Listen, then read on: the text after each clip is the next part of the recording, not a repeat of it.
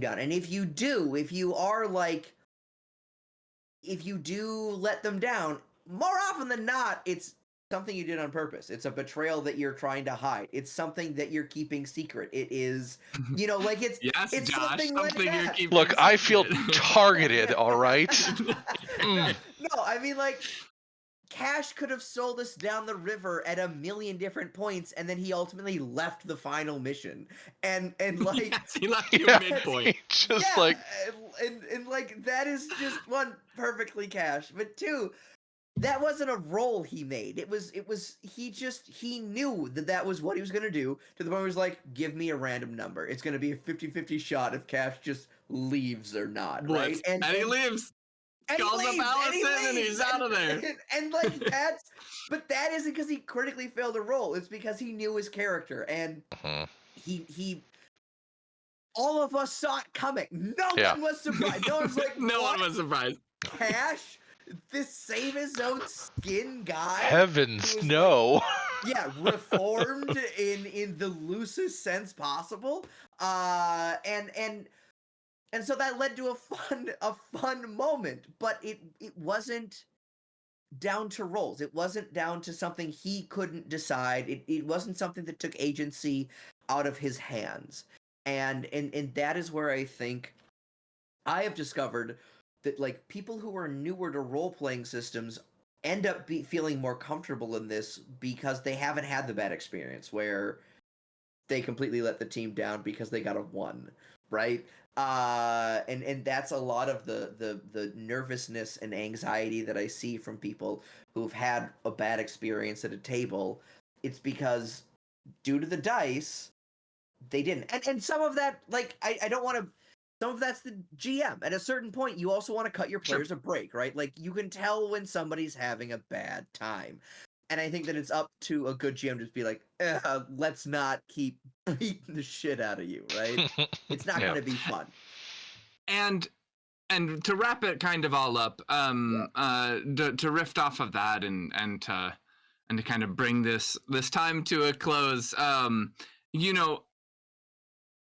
yes, a GM can definitely temper down, in some of these other systems where it's loose.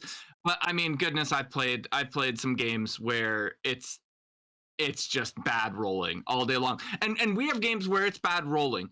Oh yeah. In our games as well.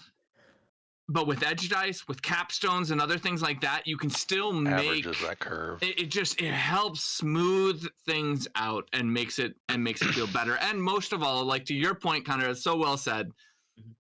Agency.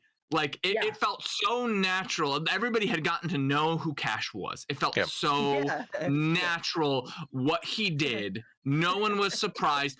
And you know what? The mission was still a success. And one of the most exciting points of that mission is at the finale. There is no capstone. The capstone was used. Yeah. And Connor has to convince this person, psionically convince this person not to basically punch a nuclear warhead and detonate it. And just happened to be the most amazing D6 roll. It was like triple 6s plus a 5, and just blows. I think we have video confirmation too of that. It was wild. And pulls him back from the brink, and there was no capstone to help. I mean, I think there was maybe an edge dice, and that was it. And it was going to be like a 25 check, and you got like 26.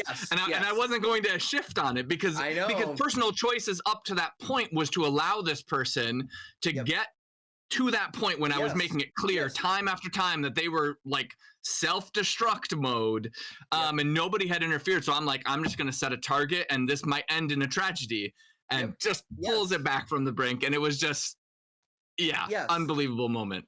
Yes, and it is. It's fun. I mean, like, the most unbelievable moment for me in that whole game was that Cash called Amon. It was like, hey, so sorry, I love you. And, like, something not normal for his character, right? Like, he did everything by the Cash book up until that point, and it was this little extra that was, again, it's this player agency, this player creation where it does feel like, I mean, Cash, a shout out to Brandon, was, I think, like my favorite person I've ever played with. That was Cash was so great. I'm torn. Zircon has a special place. Amon's whole mission was for Right, Zircon. right, probably right. you just genuinely enjoy Brandon, right? Like Brandon, Well- if you're watching, you're like just awesome. But Well, and I want to have Jamie and yeah. Brandon on here in one of these Yes. mornings too, and I'm sure we'll talk about I these would love characters and that. stories, and we want to have a lot of folks just to kind of pop in and have a nice Yeah. morning. Yeah, but but yeah. Connor, you haven't Yes. had enough time with Imbolc yet, though, so I we'll get haven't, there. That's true. Yeah. I am very excited to see Did how it- this like Irishman is going to be. You said Imbolc. Oh. I was thinking Imka. I'm like, what? Oh. Wait. No. We need Same less. person, different character. Less of this terrifyingly milky-eyed old woman. Yeah, that is Screams like a fox. yes, just wild.